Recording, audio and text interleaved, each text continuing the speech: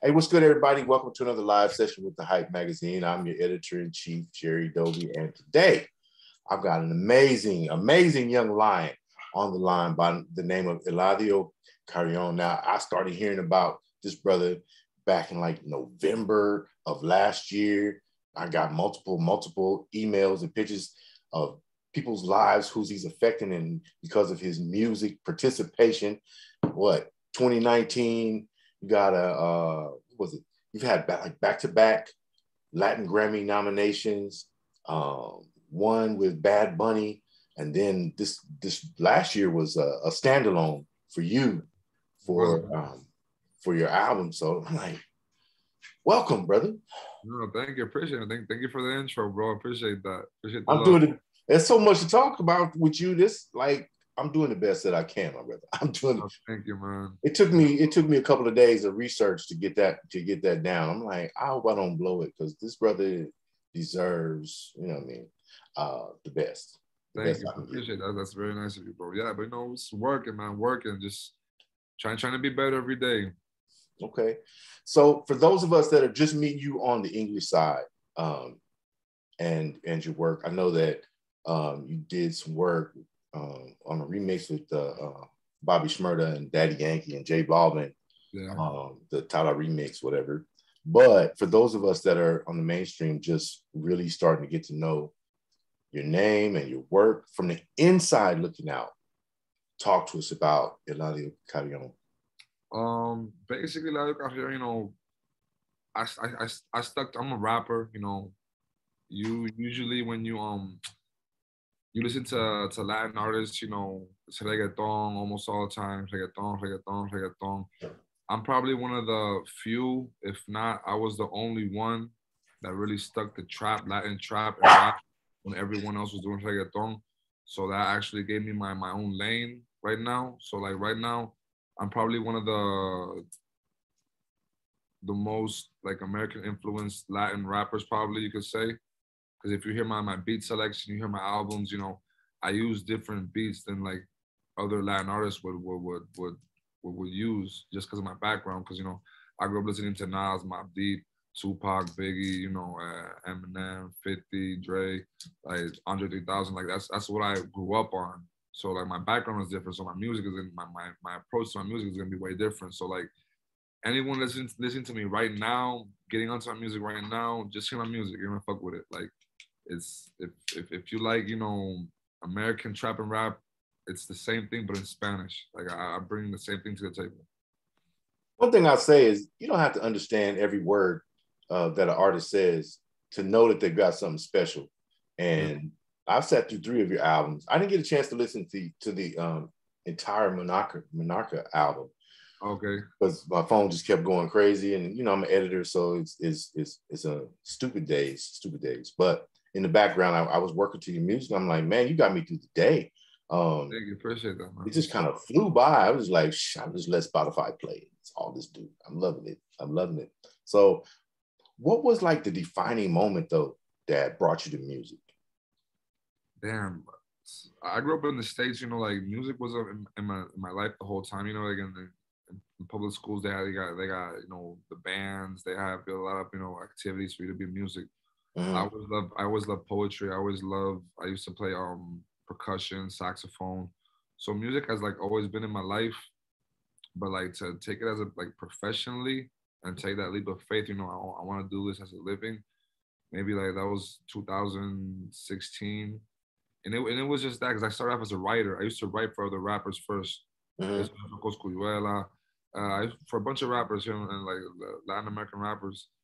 And that's like how I started like to get into the industry. But like I said, my background is different. Like my flows are different. What I would give them, or 2 things would happen, or they didn't know how to interpret the song because the flows were so different they couldn't do it, or I would feel that I was giving up something that was too personal or mine. Like especially like when it came to the flows, because like my deliveries are crazy because I grew up on Eminem. Like I heard a lot of Big Sean, and those are 2 rappers that their delivery, like their wordplay are crazy. How they stretch vocals, how they do that, how they do this, and I do that a lot in my music also. So like it's that. I did notice there are a lot of nuances in your delivery, and you change timbre, you change intonation, speed, you inflection, and you do stretch notes. So it's unusual for a rapper to really like rap. Is Drake is doing the melodic stuff. Yeah, rap melodically. Yeah, exactly. But it's different for a rapper to really rap and use all the tools that are in the toolbox to deliver their message as a true rapper without being sing-songy. Exactly. That's what we try to do. Like, because at the end of the day, I'm a rapper. Like, people know it was Eladio Carrión trap artist, but I'm a rapper. I grew up on rap. Fit that. I grew up on rap. So at the end of the day, like, I'm gonna be like Wayne. Like every bar is a punchline. That's why I'm Wayne. Like, I've learned everything. Like, I'm a very I study everything. I'm a sponge when it comes to music. So like I heard a lot of a lot of Wayne. I love Wayne too. Like, I learned bits and pieces of everyone. You feel me? Right. I try to apply it when I do my music. Okay. Do you have to, like, with all the sounds and songs and the people that you listen to and the music that you make, are you still able to like vibe out to music just as a consumer, or do you always find yourself analyzing it? That's great. That's a very, very, very good question, because it's true, man. It's true. But I do, I vibe to music, but I always end up analyzing. It's very, very true. But yeah, I vibe to music. I love Future. I hear Young Thug a lot, Kodak. Right now I was on that Nardo Wick album. It was pretty dope. I liked it a lot.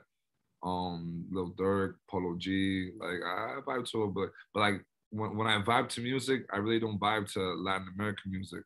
I vibe to American music. Okay, well, that's cool. Well, too, I, on the other hand, I'm not so much into reggaeton, but salsa, merengue, cumbia, stuff like that. Yeah. That's me. I grew up with Frost and Mellow Man Ace. Those were the guys that influenced me. Those are my friends and like guys that have been in my wedding. that kind of life. Oh wow. So I've always evaluated Latin artists based on my experience with their delivery. Yeah. And I've noticed that, there are a lot of Latin artists or Hispanic artists, Mexican artists who kind of are still in that old vein and haven't necessarily added this other tools like you present. That's true. So that's true. That's like this big thing. And I'm listening to 200 or 300 songs a week, obviously. But no, it's amazing. There's still no, it's a pain in the ass. Let's be real. Okay. It's amazing that you're saying that. You hearing so much music, like you saying that. Yeah, I can't listen to the radio to vibe out. Like, I'm always, I want to hear jazz. I want to hear some Celia Cruz, some Wilfredo Vargas. I want to listen to them. That's what I listen. I don't listen to rap. I don't listen to hip hop because Big L is gone. And Big L, bro. Big L's a beast, bro. Damn, he died young, man. He died young. That's one of my favorite rappers, bro. Right, Big L's amazing. He died young, though, man. That was a waste. That was crazy. That was crazy. Because you mentioned, bro. That's crazy. Yeah, you see all this gray, man. Obviously, it's either the young rappers have given me gray hairs or it's my age, but the music has changed and not necessarily in a great way. So I really appreciate. Oh, you know what? Since you're talking about Big L, so I was in the other day with Residente Calle Tres in the studio. Okay. He's a rapper. He raps. He's very cultural and stuff. And he said, "Bro, I got a beat pack from DJ Primo. You want to hear it?" What? I was like, yeah, bro. It was a very beautiful moment because like I respect producers so much, like DJ Premier, Alchemist, all of them. I have a lot of respect for them. So like to hear that beat pack, bro, it was amazing, bro. It was mind blowing because I had never heard because it's very hard to find those type of producers, let alone in the American industry. That in the American, like you don't find like boom bap like that. You don't find that type of hip hop. So like I was bugging out in the studio, man.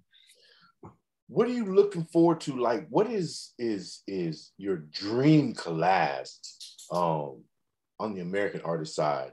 Dream collab, man. I got a few, bro. Like, I would love to meet Kanye, like just to pick out his brain a little bit, just to produce us. Like, what, like dream collabs and like have different like ways of seeing it. Cause I see a collab as in producing a song from scratch. That's what Kanye, you know, from scratch. I would love to meet up with Eminem. That would be crazy. That's that's me like personal stuff, just to talk with them, you know. And I don't even do a song with them. I just want to like pick their brain a little bit. But collabing, bro, like right now, I do a song with Future. I like Young Thug. You know, I would love to do a song with J. Cole. That would be amazing. Like, but for me, you know, I would love to do with Cole. Just something with Kendrick, like something that would be like forever, not just to do a song with an American artist and just okay, he did it. Like something that will actually last forever. That people will hear it like in 10 years, say, oh damn, remember when I liked that song with J. Cole? That was crazy. Like not Yeah. just to do like sometimes it happens. Like that's why I feel like sometimes on both sides they kind of hesitate to do songs sometimes because they see how past songs have gone. Like one of them don't post a song. They don't you know help out a lot. Like I don't know this because they made it didn't like the song that much. They did it just to do it. But like I feel like if you do it the right way, like it's bound like something beautiful is bound to happen. You know. You know, it's unfortunate we seem to have lost the way of, you know, when a bigger artist did a piece with an upcoming artist or a rising star, they used to actually like bring them out. Like, Yeah, exactly. yeah, Busta Rhymes is one of the only people that really does that. Snoop is doing it now that he's got Death Row and got his new thing with Def Jam and all that. He's actually bringing out and participating with these new artists and posting their music. You know, I used to go to the concerts and, you know, the big heads. I mean, look how Tina Marie got brought on. You know what I mean? Rick James brought her out. That's true. It's true. It was dope, and she used to sing from behind the wings. That was my very first concert about it. Rick James concert or her concert? Rick James concert where she brought out Tina Marie when they did Fire and Desire, and she started singing from the wings. Everybody, and I was in Kansas City at the time. She came out from the wings, and everybody in the arena said she's white. Oh my God! Like they had discovered something new. But that's the way you bring an artist out, in my opinion. That's true. Yeah, that's and that's the thing. Like I've done like right now, I did a song with OGZ. It's gonna come out soon. Like it was really fun to do because like he knew like how to do with the perfect song. You know, it was good to do. Like the vibe was dope too. But like and he knows like he's gonna push the song. So he's gonna like that's what it's about. You know, to apoyarlo. That's dope. You know, I'm glad that you inspire other artists to do that. You know what I mean? Because you deserve it, bro. You got good music, bro. special. Look, so I did get a chance to pay attention to Sauce Boys 1 and 2. Okay. And there was a little difference. Although I don't speak Spanish, you know, short of saying please and thank you. There's a difference I could tell a little bit in the series. So volume 2 was just dropped, like December? So it's pretty fresh. Talk to me about the differences in the evolution in that series for you. I think production wise, like you could like it's way better, you know, because Sauce Boys 1, it will every time I drop a Sauce Boys, okay, because Sauce Boys, you're gonna hear everything. Like you're gonna hear reggaeton, you're gonna hear different genres. It's just like a complete album. Monarca and Sendo Cabrón are trap albums, just trap. Sendo Cabrón is just me alone, no featurings. Monarca with featurings. But with Sauce Boys, man, the evolution is crazy because that was the first one I did, and that was the last one I did. So like you can really see the difference. Like in Sauce Boys 1, you know, I would use a lot of, you know, foul language. I was a lot of bad words. You know, it's normal for like when you start off, like you see that until you like actually learn and you see like how powerful words are. And then that's when you start changing up your, you know, your wordplay, your lyrics. You make them a little more, not a little more cleaner, but a little more intelligent. You're more intelligent with with what words you choose. So I think wordplay is definitely different. Like how I my punchlines are different. Production wise, it's superior. You know, uh, I don't know. I feel like we've been like a long way since Southboy 2. And me personally, I always assure myself that if I drop a project, it's gonna be better than the last one. So when I dropped South Boys 1 and I did Monarca after, I, uh, that's when I started to get better. Boom. And when I did Sendo Cabrón, I tried to get better than Monarca.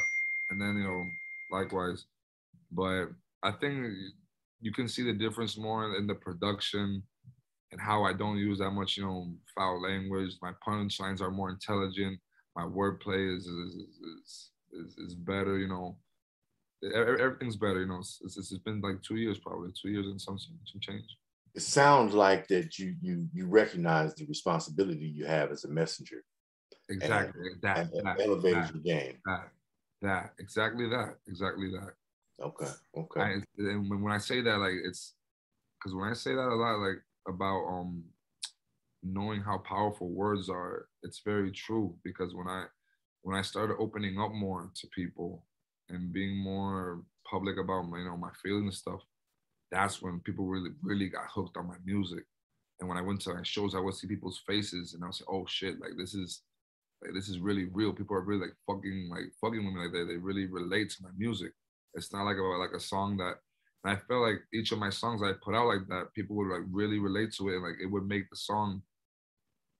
I don't know. It makes me feel like the song is it's gonna be forever. You know, like it's in their hearts. Like it's gonna be with them forever. So that's.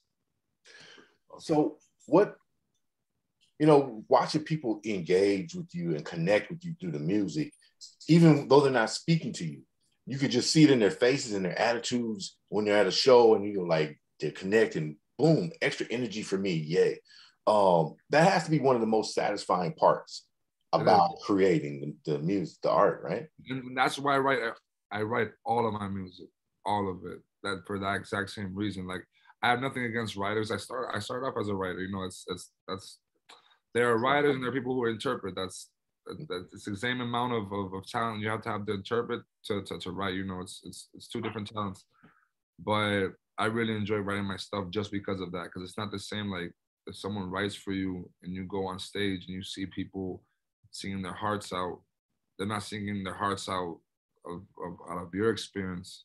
It's someone else's experience. So like I have a song called Guerrero. When I sing it, sometimes I tear up because it's, you know, it's real stuff that's happened.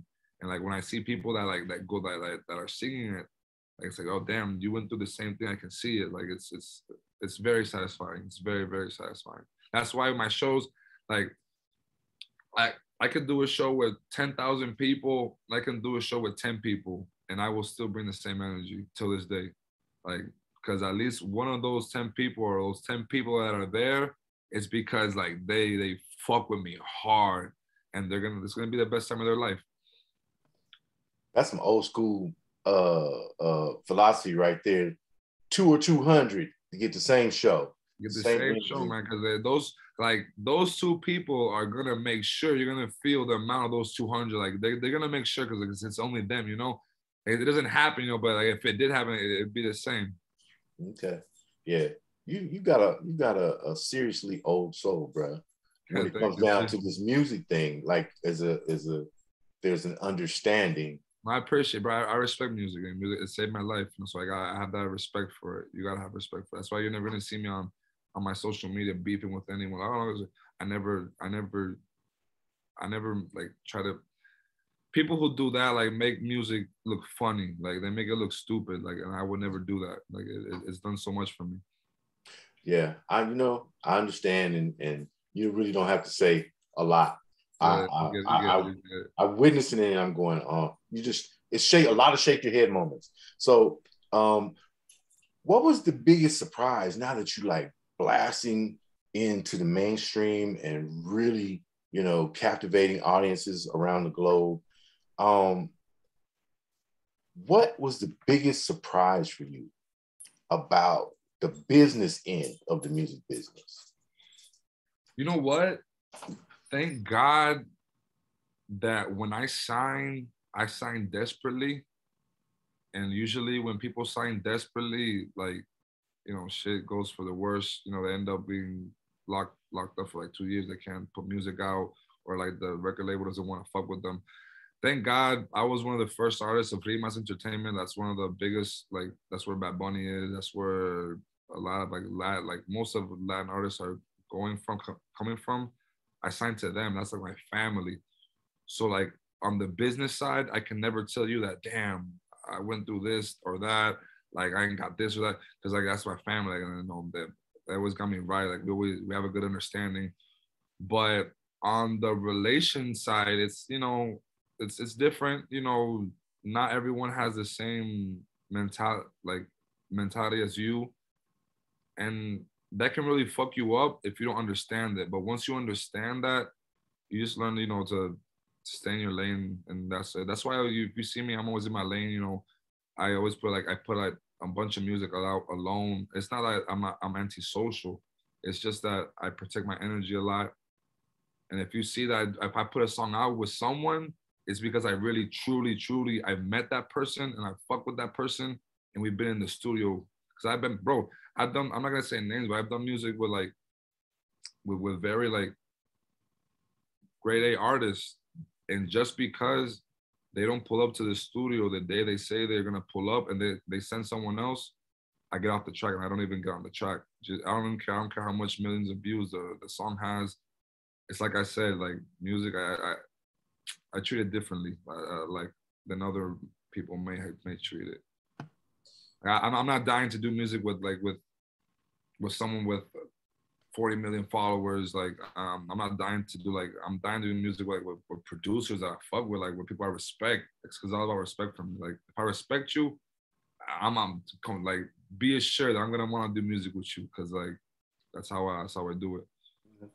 You know, I've had the same conversation with like George Clinton a couple of times.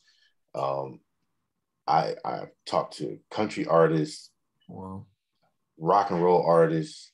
My favorite being, of course, Slash from Guns N' Roses. Oh, that's crazy. He's hilarious, but they all tell the same kind of story that revolves around feeling and connection with the person that you collaborate with. And you know, all of them have admitted to having done something just for the money, you know what I mean, at the beginning of their careers, but as they evolved and found their own voice and understood how to move with purpose, they kept themselves away from those situations. So, bro, I've never in my life have gotten money for a feature. Never. I've never, like, I've done songs with, right now, I got a song with my boy, Young Chimmy. He has like, ¿cuántos followers tiene Chimmy? Like 25,000 followers. But bro, I fuck with his music hard. I listen to it every day. Like, I like what he does. And I did a remix of one of the songs, and like, I do it because I like this. Like, I feel like the day that I cash a check for featuring, I'm gonna feel like I'm doing this because of work. It's not me. It's like they're not gonna get Eladio Carrión. They're gonna get something else for that money.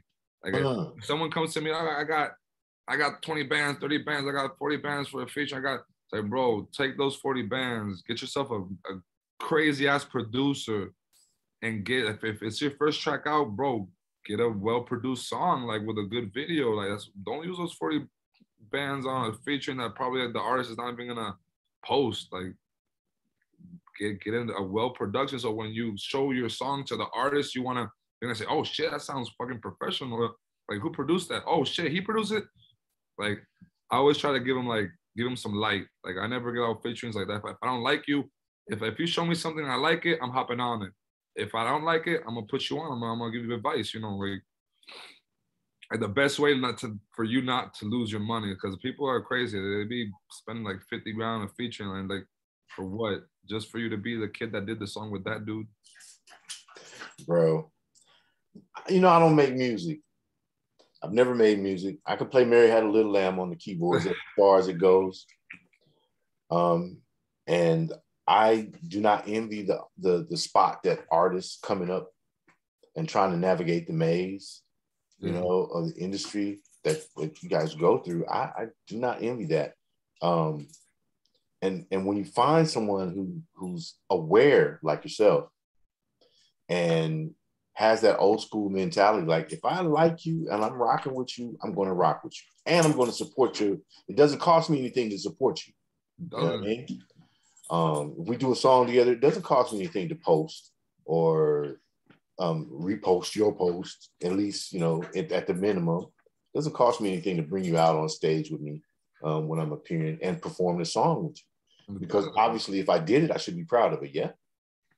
So I like that.